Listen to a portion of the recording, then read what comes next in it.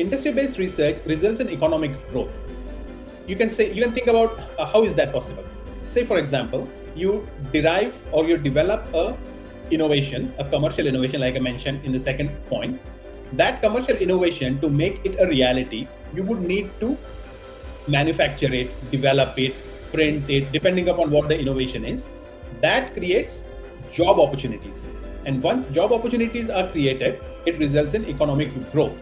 So that is just one example. Let's look at another example. Say, for example, breakthroughs in battery production technique boost the electric vehicle sector's growth.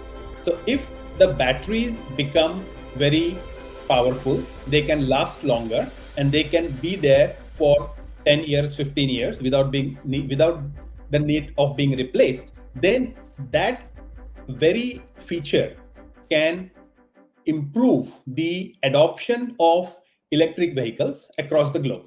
And once that happens, that generates jobs, that generates more business for other sectors, and collectively, overall, this builds up the economy of the state or of the country where this is happening.